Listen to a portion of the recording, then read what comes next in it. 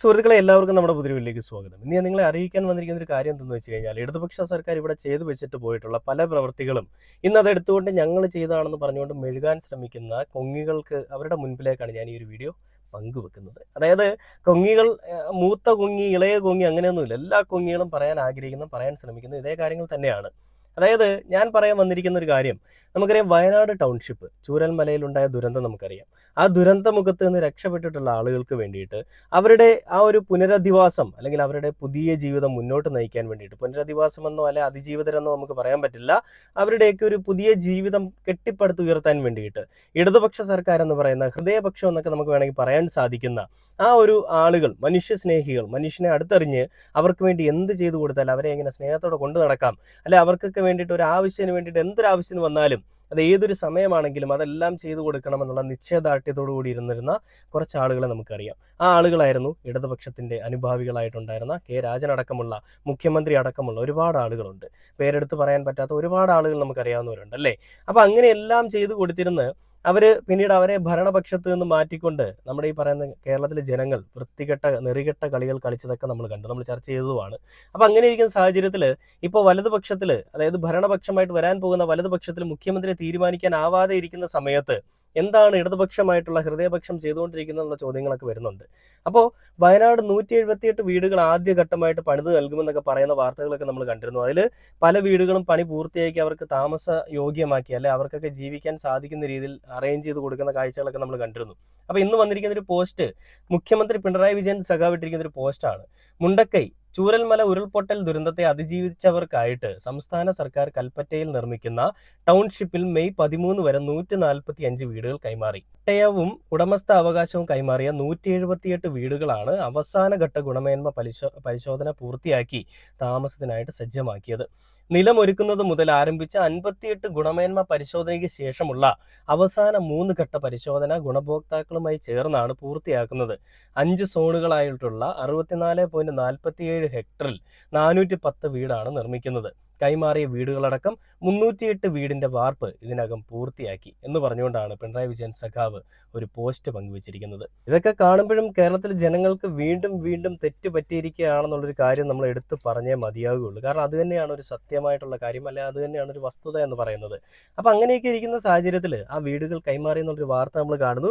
ഇതിൽ ഏറ്റവും ശ്രദ്ധേയമായിട്ടുള്ളൊരു വീഡിയോ, അല്ലെങ്കിൽ എല്ലാവരും കാണേണ്ട ഒരു വീഡിയോ ഞാൻ നിങ്ങളെ ഇന്ന് കാണിക്കുന്നുണ്ട്. നമുക്കറിയാം, ഇലക്ഷന്റെ സമയത്ത് സതീശനോട് വലിയ സ്നേഹമുള്ള സ്മൃതീശൻ എന്ന് പറയുന്ന റിപ്പോർട്ടർ ചാനലിൽ അടിമപ്പണിയെടുക്കുന്ന കൊങ്ങികളുടെ അടിമയായിട്ടുള്ള കൊങ്ങിക്കുട്ടി, അല്ലെ കൊങ്ങിണിക്കുട്ടി, പുള്ളിക്കാരി പറഞ്ഞ എന്താണ്, ഈ പിണറായി വിജയൻ സഖാവിന്റെ നേതാക്കന്മാരായിട്ടുള്ള ഈ പറയുന്ന കെ രാജൻ അടക്കമുള്ള മന്ത്രിമാര് പ്രചരണത്തിന് പോയ സമയത്ത് 100ഓളം PR വർക്ക് ചെയ്യുന്ന ആളുകൾ അവിടെ വന്നു. അതായത് കെ രാജൻ മന്ത്രി ചൂരൽമലയിലുള്ള ആ ഒരു പ്രചരണ വേളയിൽ അദ്ദേഹത്തിനെ കാണാൻ വേണ്ടിയിട്ട് നയന എന്ന് പറയുന്ന ഒരു അമ്മ, ആ അമ്മ ഓടി വന്ന എന്തിനാണ്, തൻ്റെ 3 മക്കൾ നഷ്ടപ്പെട്ട ഒരു സാഹചര്യത്തിൽ അവരെ ചേർത്ത് പിടിച്ച ആരാണ്? 3 മക്കൾ നഷ്ടപ്പെട്ടത് മാത്രമല്ല, ആ നാട്ടിലെ ജനങ്ങൾക്കെല്ലാം നഷ്ടപ്പെട്ടപ്പോൾ അവരെ ചേർത്ത് പിടിച്ചത് ആരാണ്? അന്ന് ഭരണപക്ഷമായിട്ടുണ്ടായിരുന്ന ഇടതുപക്ഷം എന്ന് പറയുന്ന ആളുകളാണ്, അല്ലെ, ഇടതുപക്ഷത്തിലിരിക്കുന്ന ആളുകളാണ്. അപ്പോൾ ആ ആളുകൾ ചെയ്തിട്ടുള്ള നല്ല പ്രവർത്തികൾ മനസ്സിലായതുകൊണ്ട് തന്നെയും ആ ആളുകൾ തങ്ങളുടെ ഒപ്പം തന്നെ ആയിരുന്നു എന്ന് അറിയാവുന്നത് കൊണ്ട് തന്നെയും ആ ആളുകൾക്കൊപ്പം നിൽക്കാൻ വേണ്ടിയിട്ട് അവർ വന്നത് ഒരിക്കലും ഒരു തെറ്റല്ല. പക്ഷേ സ്മൃതീശന്റെ കണ്ണിൽ, സ്മൃതീശന് കിട്ടിയിരിക്കുന്ന റിപ്പോർട്ട് അനുസരിച്ചിട്ട് അവർ ചെയ്ത വലിയ തെറ്റായിരുന്നു. അങ്ങനെ PR എന്നൊക്കെ പറയുകയും പിന്നീട് വലിയ രീതിയിൽ ഈ പറയുന്ന സ്മൃതീശനെതിരെ വലിയ രീതിയിൽ ചർച്ചാ വിഷയങ്ങളൊക്കെ ഉണ്ടാവുകയും പിന്നീട് സ്മൃതിക്ക് ഒന്നും പറയാൻ പറ്റാതെ പോയിരിക്കുന്ന അവസ്ഥയൊക്കെ നമ്മൾ കണ്ടിരുന്നതാണ് അല്ലേ. അപ്പൊ ഈ PR എന്ന് സ്മൃതി വിശേഷിപ്പിച്ച, സ്മൃതിയുടെ സതീശൻ അടക്കമുള്ള ആളുകൾ പറഞ്ഞു വരുത്തിയ ഒരു കഥ, ആ കഥയുടെ ഒരു യാഥാർത്ഥ്യം, അല്ലെ ആ കഥയ്ക്ക് ഇന്ന് വന്നിരിക്കുന്ന ഒരു വിരാമം എന്താണെന്നുള്ളത് ഞാൻ നിങ്ങളെ കാണിച്ചു തരാം. അന്ന് ഈ പറയുന്ന കെ രാജൻ എന്ന് പറയുന്ന റവന്യൂ മിനിസ്റ്ററിന്റെ അടുത്ത് ഈ പറയുന്ന സയന എന്ന് പറയുന്ന അമ്മ പറഞ്ഞു കൊടുത്തത്, ജയിച്ചു കഴിയുമ്പോഴും എൻ്റെ മക്കളെ കാണാനായിട്ട്, അല്ലെ എൻ്റെ മക്കൾ ഉറങ്ങിക്കിടക്കുന്നിടത്തേക്ക് വരണേന്നാണ്. അന്ന് അവിടെ വാക്ക് കൊടുത്തിട്ട് പോയ ഈ പറയുന്ന കെ രാജൻ എന്ന് പറയുന്നൊരു മന്ത്രി ആ വാക്ക് പാലിച്ചിരിക്കുകയാണ് ഇന്ന്. അദ്ദേഹം ആ സയന എന്ന് പറയുന്ന അമ്മയുടെ 3 മക്കൾ അന്തി ഉറങ്ങുന്ന മണ്ണിലെത്തി ആ വാക്ക് പാലിച്ചുകൊണ്ട് ആ മക്കളുടെ ആ ഒരു ചേതനയേറ്റ ശരീരം, ആ ഒരു ഭൗതിക ശരീരം അടക്കിയിരിക്കുന്നിടത്ത് പൂക്കൾ അർപ്പിക്കുന്ന ഒരു കാഴ്ചയാണ് നമ്മൾ കാണുന്നത്. എന്തായാലും ഞാനൊരു വീഡിയോ നിങ്ങളെ കാണിച്ചു തരാം.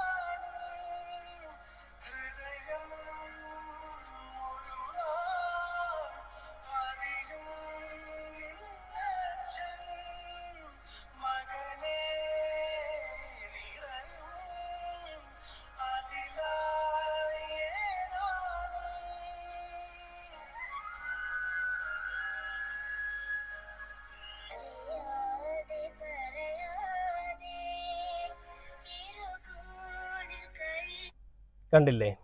ഈ വീഡിയോ കാണുമ്പോൾ നിങ്ങളുടെ എല്ലാവരുടെയും കണ്ണും നിറഞ്ഞിട്ടുണ്ടാവും. അല്ലെ നിങ്ങളുടെ എല്ലാവരുടെയും മുഖത്തിൽ പുഞ്ചിരി വിടർന്നിട്ടുണ്ടാവും എന്ന് എനിക്ക് നല്ല ബോധ്യമുണ്ട്. കാരണം അത് കണ്ടപ്പോൾ എനിക്കും ഉണ്ടായൊരു ബുദ്ധിമുട്ട്, അല്ലെ എനിക്ക് ഉണ്ടായൊരു വിഷമം, അല്ലെ സന്തോഷം എന്നൊക്കെ പറയാം, നമുക്ക് പറഞ്ഞറിയിക്കാൻ പറ്റാത്തതാണ്.